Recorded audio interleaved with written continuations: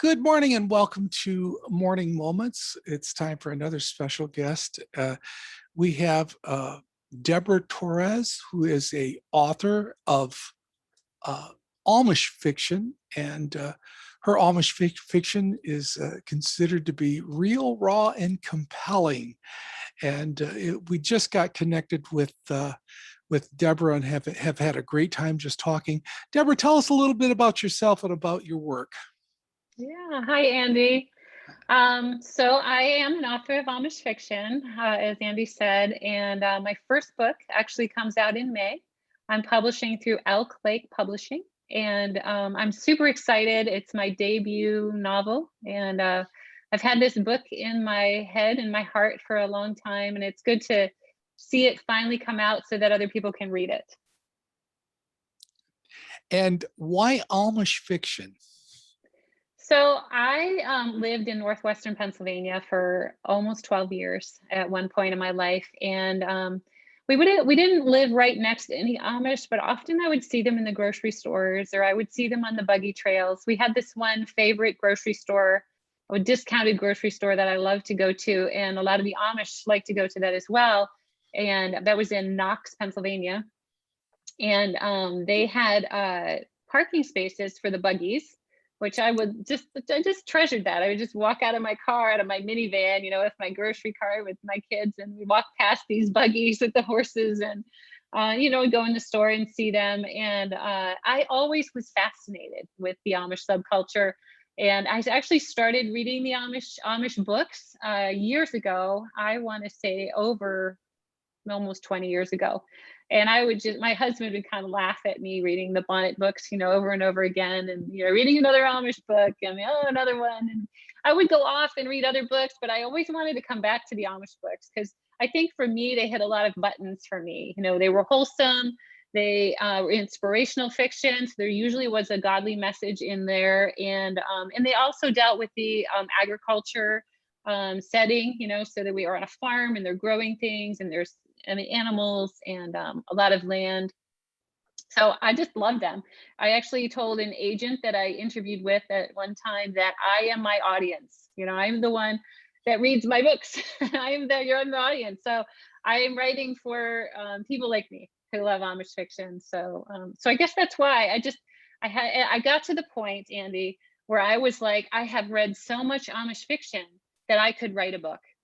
Even though I don't have a neighbor who's Amish, I don't have a best friend who's Amish, I didn't grow up across the street from the Amish. I read so many books that I probably know this subculture so well that I could write a book. So that's when I started. I just put pen to paper, let's do it. I've always wanted to write a book, so. And you've always had a desire for writing, is that right? Yes, yeah, I've always loved to write, always loved to read. My grandmother, for some reason, whenever we would go visit her, we lived in upstate New York at the time, and they lived near Pittsburgh, Pennsylvania. So when we would go visit her, she would often have a book for me, and she would just have it sitting there. And a lot of times it was a classic. I would get Heidi or the Scarlet Letter or Secret Garden or Heidi or a book called Mandy. Just a lot of like the classics. And probably part of me thinks, why did she do that? Because I would just disappear. I'd be like, hi, Grandma, and get my book, and I'd like lay down in my dad's old bed and just read, the whole weekend.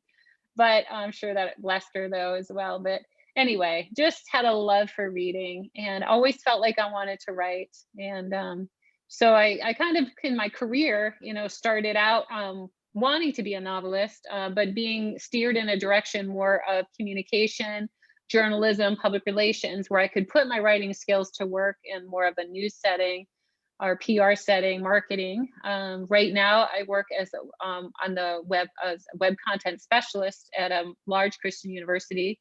So I'm writing there somewhat as well. So yeah, always wanted to write, and so creative writing has sort of been a side thing for me for the last couple of years, and just super excited to actually publish something. I've never done that before. So, I noticed on your website when I was looking through it, if you sign up for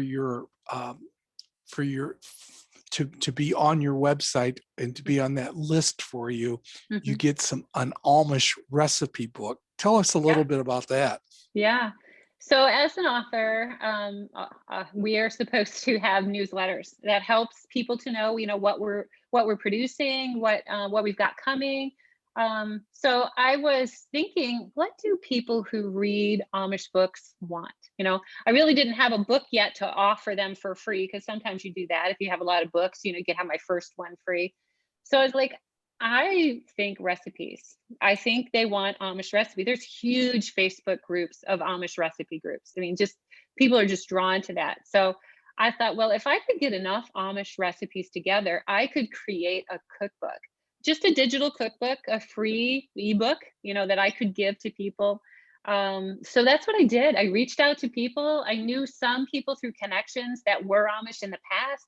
So some people would just offer me things. I had a connection with an author of Amish fiction. She sent me some of her favorites.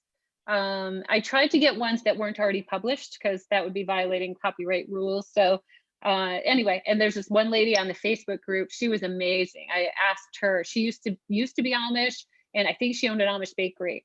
And so she had a lot of her recipes on there. And I said, do you mind if I take some of these from this is for why I'm doing it. She's like, you go ahead. So I created it's a 30-page cookbook filled with Amish recipes. So when somebody signs up for my author newsletter, they'll hear from me, but they'll also for free get an Amish cookbook directly in their email. They just click on it. It's a PDF. They can download it. You review other Amish fiction writers as well, don't you? Yeah, that was another thing I had learned as an author. When you create a book, when you produce a book, you're not always producing a book every month. So what do you say to people in your newsletters? I'm like, well, this is me, this is my life, but I don't have a book to offer you this month. One of the things that was suggested through marketing, author marketing, is to review other people's books that are in your genre or subgenre. So I was like, well, I've read a lot of Amish fiction. I could review some Amish fiction.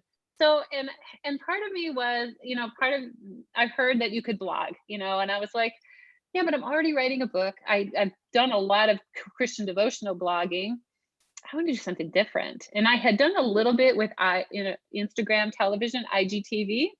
And I really enjoyed being in front of camera. And I was like, I bet I could do a YouTube channel and an Amish book review YouTube channel. And I don't think there's a lot of those out there. So I started, and I just reviewed books that I've been reading, enjoying, other books that I've read in the past, books that are just come out. And so it's growing. And also I do Amish life on there too. I recently visited an Amish community. And so I videotaped myself in different sections of that whole trip and put it on the YouTube channel. In the next couple minutes, can you tell us, I don't know if there's any people that are inspired out there, very many, to write Amish books right now. Yeah. But how about, what words could you say for those who have inspiration to do something and just haven't done it yet? What are your thoughts to them? Yeah.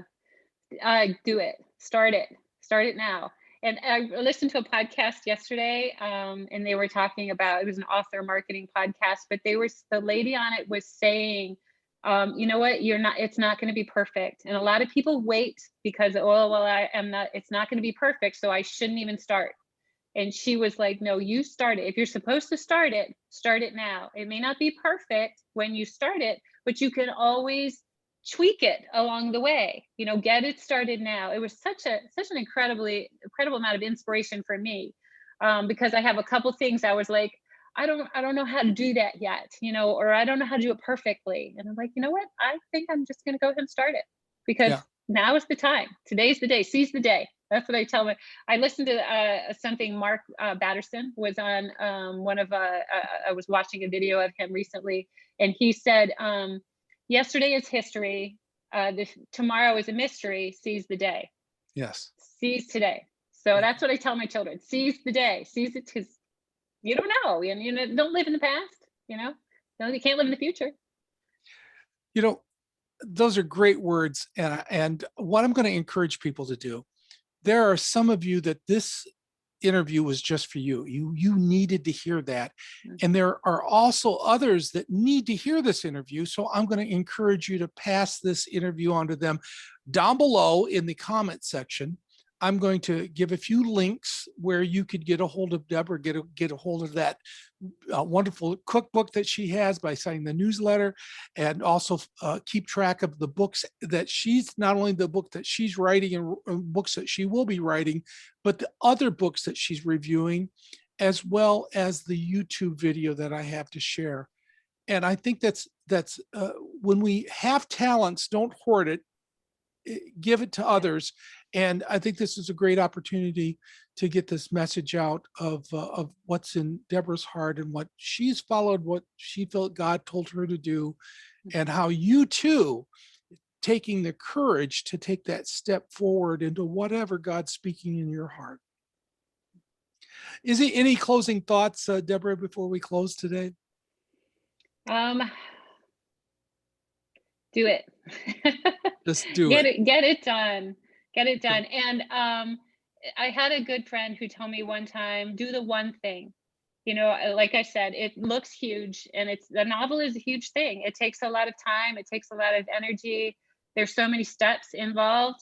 But if I had listened to my fears, you know, I can't do that, or it's too big, or I don't know what's going to happen in the future. I don't know if that door will ever open. Will I ever get an agent? Will I ever get a publisher? I don't know, so I'm not going to try. You know, I had a friend who said, do the one thing.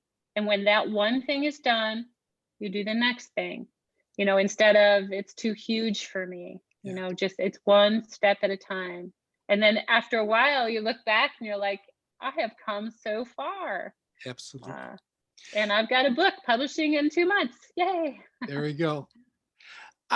Thank you for being my guest today, Debra. And I want to thank each and every one of you who's listening to this, either on Facebook or YouTube.